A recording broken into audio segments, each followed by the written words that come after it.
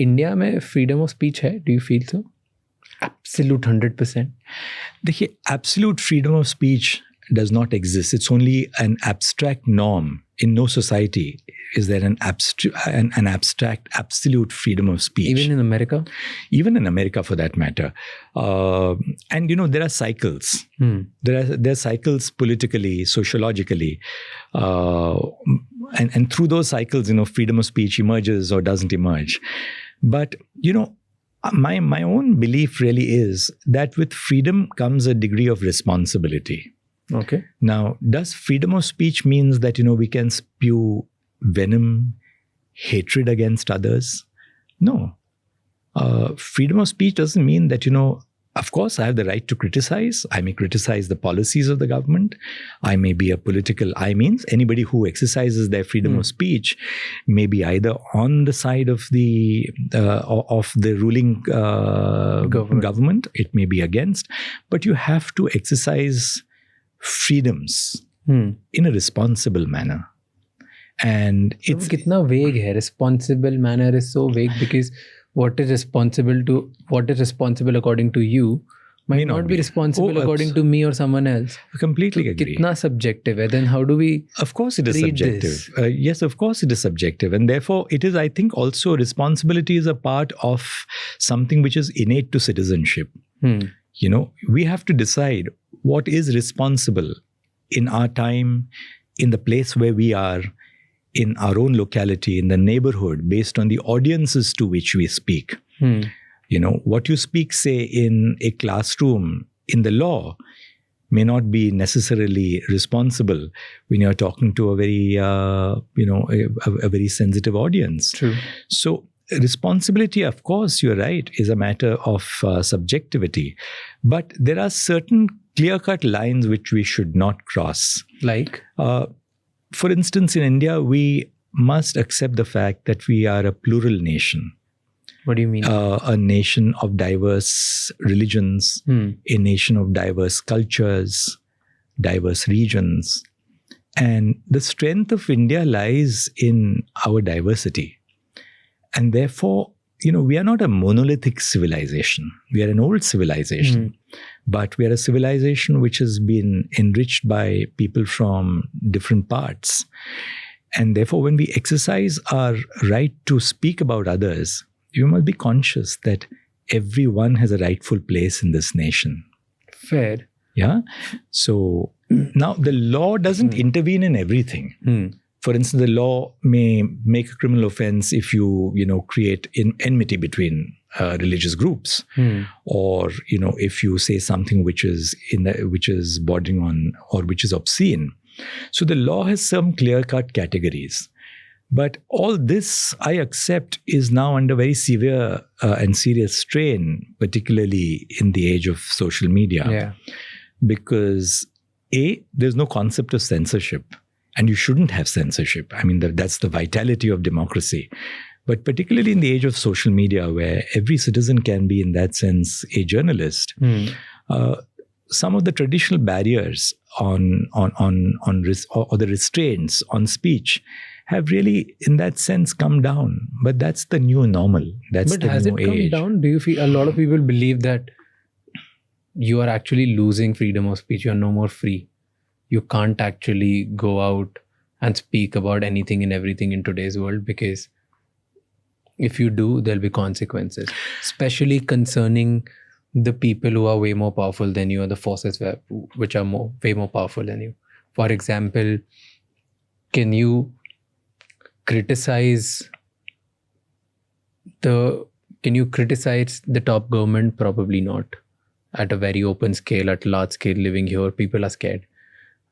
Can you make jokes about something that we consider as a society, from the point of view of society, do we consider that as morally very high ground? Can we make jokes on that? Probably not. Can we talk about other people, other states, other cities? People make it's a matter of identity. Like, there are so many things that. And I'm not saying this is probably courts doing, or legally, do we have right or no? But people have gotten so sensitive that it's difficult to be completely free out there, because you will either get cancelled or you will be facing some kind of criminal charges by some small group or like institution and organization. What you've said has more than a grain of truth. And I think one of the products of, perhaps the age in which we live, not just a product of social media or technology, is the gradual decline in levels of tolerance. Mm-hmm. And that is possibly also because of the fact that, with the pressures of the age in which, we all exist today, people have no patience. People have no time to hear a viewpoint which is contrary to the viewpoint which they are asserting. And there's this perception that, all that I stand for is the only correct perception. Now, that is contrary to fundamental democratic values. True. You may believe in what you say, but someone else believes in what they say. And they True. have, exactly, and they have their right to not believe in what you say. But this is under threat, and this is under threat globally and in India as well, because it causes, one of the problems, as you've rightly emphasized, is also we've lost our sense of humor. Exactly. And people, tend to take any recourse to humor as an affront to dignity. Exactly. Humor has its own place in allowing for an easygoing discourse. I've been the target of trolling on, and some of them, satire, humor. Not that I agreed with it, but I felt that, everything has its place. And this is equally an important part of democracy. But that is under threat because, you feel across the spectrum. And, in the political spectrum, I wouldn't name one political party, but this is happening across the spectrum. Yeah. And all around where the people, world. all over the world, where people are extraordinarily resistant to critique, and particularly critique which is, which has, satire and comedy. And yet you have, of course, the stand-up comedians who do brilliantly, but they do that at a risk. Now they're also scared because of what happened in the past. A comedian doing one show, Supreme Court got involved. So everybody's scared, even comedians. I mean, that's the last thing any society wants to say. You can't stop people from filing complaints. But do you think Supreme Court should intervene in such cases where it's just like five guys doing random things? Do we agree on it? Probably not. Do we think it's right? Probably not. But the highest court in the country wasting their time on something like this, do you think it's fair? But what happens if a comedian is arrested or is under a threat of arrest? The Supreme Court has to interfere to protect personal liberty. How do you get arrested? Like, how do they get arrested in the first place is my question. Absolutely. I completely agree with you. Or say a young student writing somewhere, something on social media, or posting something which someone else has written. Yes. Is that a ground for arrest for that person? I completely agree with you. But suppose that person is then arrested and has been declined bail. Is it not the duty of the Supreme Court to interfere? The Supreme Court has to interfere. Then the top court needs to enter. My point was more, how can somebody just saying something on social media, probably making a joke or expressing their own opinions,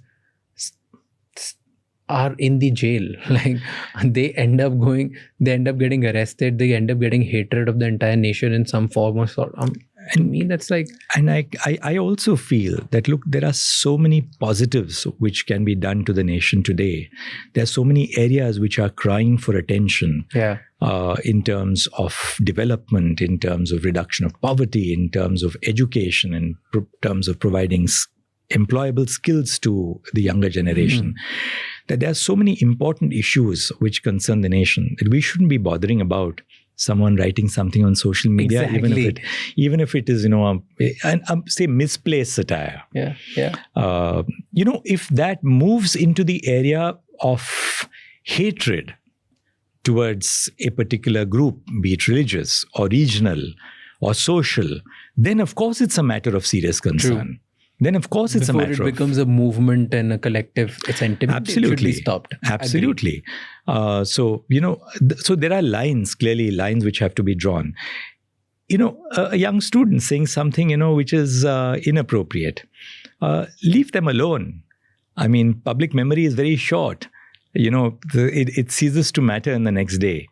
The doctors used to always have this little signboard, this too shall pass. Yeah. The same thing in social media, this too shall pass. True. And I think, we are becoming unduly serious about our own identities and rights, and not cognizant about the counterpart of that, which is other people have identities and rights as well. Yeah. Allow the space for people.